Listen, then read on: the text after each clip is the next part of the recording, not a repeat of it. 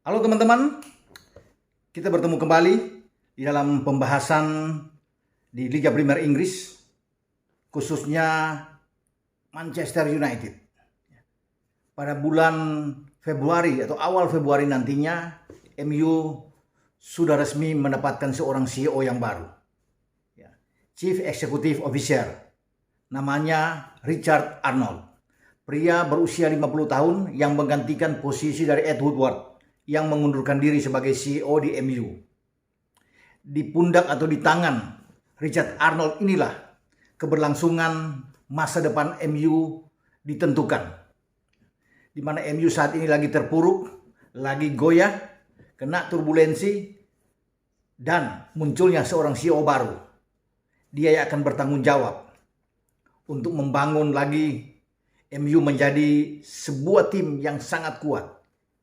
Richard Arnold sudah mengatakan bahwa dia senang sekali menerima posisi sebagai CEO dan berada di klub yang hebat, dan tentunya dia berkeinginan besar bagaimana membangun kembali MU menjadi sebuah tim yang bukan saja ditakuti di Inggris tapi juga di daratan Eropa, sebagaimana di masa-masa Sir Alex Ferguson yang bisa menyumbangkan 13 trofi di era modern Liga Premier Inggris sejak bergulir pada 92-93 yang lalu. Sejak kepergian Saf pada 2013 dengan gelar terakhir MU, 20 gelar secara umum, MU tidak lagi mampu untuk bersaing merebut gelar juara. Tidak ada trofi di IPL, tidak ada trofi di UCL. Dan sekarang tantangan itu berada di dalam genggaman atau dalam pundak seorang Richard Arnold.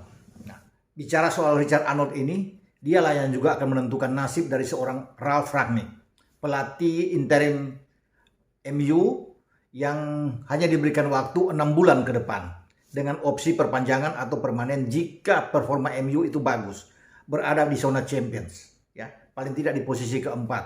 Ini akan dipertimbangkan. Jika tidak, mungkin saja dia akan menjadi direktur teknik. Namun semua ada di tangan seorang Richard Arnold. Posisi itu akan didapatkan oleh Rangnick jika semua berjalan dengan mulus sesuai skenario. Tapi sekarang Rangnick dalam posisi yang tidak nyaman.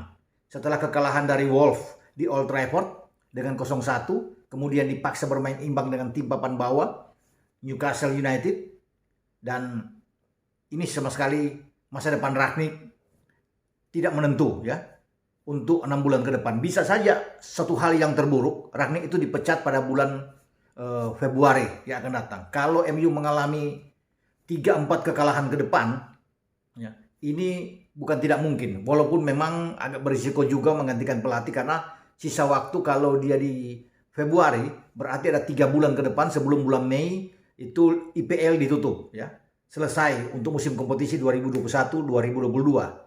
Tetapi ini juga semua tergantung dari Richard Arnold. Jika melihat sesuatu yang tidak baik untuk keberlangsungan, sekali lagi, untuk masa depan MU ke depan, tentunya dia harus bisa mengambil langkah-langkah tegas dengan adanya pemecatan, pemberhentian. Namun, bagi Rangnick, dia berusaha untuk sampai pada bulan Mei, sesuai dengan apa yang dia dapatkan bahwa dia 6 bulan ke depan. Tentunya dia akan bekerja keras, berjuang sekuat tenaga untuk bisa membawa MU ini paling tidak berada pada target di posisi 5 dan 4 5 atau 4 bagi seorang Rangnick ini. Memang susah. Sekarang dari posisi ke-7 sudah 6 kekalahan. Ada 4 imbang dan 9 kemenangan dari 19 pertandingan. Berselisih 4 poin dengan Arsenal yang berada di batas terakhir zona Champions. Setelah City, Chelsea, dan Liverpool. 4 poin ini terasa memang mendekat sekali karena MU itu masih 19 pertandingan. Masih menyisakan 1 pertandingan lagi. Kalau menang memang selisihnya 1.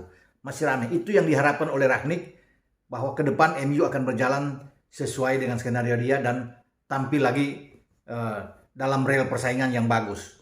Tentunya bukan cuma dengan Arsenal, tapi di sana juga ada ancaman dari West Ham. Ada ancaman dari Tottenham Hotspur. 4 tim ini yang selalu akan terus bersaing.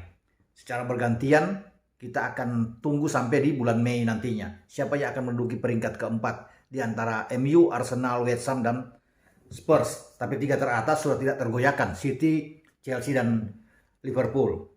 Kita kembali lagi dengan kehadiran seorang Richard Arnold, sang CEO ini. Ya. Masa depan juga Ronaldo, CR7 juga belum menentu. Apakah dia akan diperpanjang atau tidak, atau CR7 memilih langkah untuk keluar dari MU. Ya. Dalam usia 37 tahun pada tanggal 5 Februari yang akan datang, ini pun akan membuat pergerakan dia tidak seperti mungkin 15 tahun silam atau 10 tahun yang lalu. Berlari dengan sangat cepat. Sudah menurun pasti dan wajar bahwa dalam masuk usia ke-37 dia tidak akan mungkin dengan stamina fisik dia akan pasti menurun. Ya. Dengan mengusung konsep gegenpressingnya, Rangnick tidak akan mampu dijalankan dengan baik oleh seorang CR7. 1-2 pertandingan oke, tapi selebihnya mungkin dia akan lebih cenderung untuk jalan kaki. Tidak akan sanggup bermain dengan 90 menit untuk pressing terjadi ya di lapangan dengan kemauan Rangnick. Nah, ini juga akan menjadi sebuah pertimbangan ya bagi seorang Ronaldo untuk bisa terus bersama dengan MU atau tidak. Atau bahkan ketika dia melemah dan tidak bisa berbuat apa-apa, bisa saja Richard Arnold ini menghentikan atau ya kerjasama juga dengan Cristiano Ronaldo ya untuk bisa dijual. Ini opsi yang bisa terjadi. Ya. Namun saya pikir ini masih tetap dalam koridor yang bagus bagi Ronaldo bersama dengan MU. Karena Ronaldo itu masih tetap seorang bintang. Tidak terpungkiri atau tidak terbantahkan juga. Dia adalah pencetak gol terbanyak saat ini di MU. 8 gol, 16 laga yang sudah dilalui bersama dengan MU. Ada 3 assist, ya. 3 umpan untuk menghasilkan gol. Jadi memang suatu hal yang tinggi. Terlibat dalam 9 gol secara keseluruhan bersama dengan MU. Dan juga di Liga Champions, di UCL, dia mencetak 6 gol ya, dari 5 penampilan dia. Tertinggi di antara semua pemain MU. Jadi dalam usia sekarang masih 36, ya, sebelum masuk ke 37, dia tetap saya pikir masih pantas untuk bermain di MU. Ya.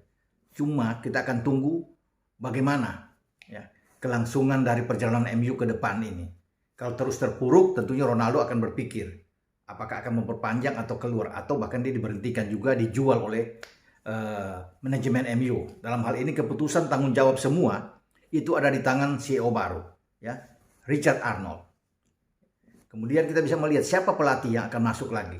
Kalau Rangnick ini keluar, sudah pasti ada 2. Pertama Erik ten Hag, pelatih Ajax Amsterdam, dan kedua Mauricio Pochettino, pelatih yang saat ini berada di Paris Saint-Germain. Pochettino udah pasti out di bulan Juni karena berhembus dengan sangat kencang isu rumor bahwa Zinedine Zidane akan mengambil alih pelatih kepala di Paris Saint-Germain pada bulan Juni, musim panas setelah berakhir kompetisi musim ini. Jadi udah pasti juga bahwa Pochettino ini nganggur. Makanya Pochettino berharap MU bisa menawarkan cepat ya posisi pelatih kepala untuk dia bergabung, ya, memberikan jawaban secepatnya sebelum ada keputusan dari PSG untuk memberhentikan seorang Pochettino. Namun dia bersaing ketat dengan Erik ten Hag.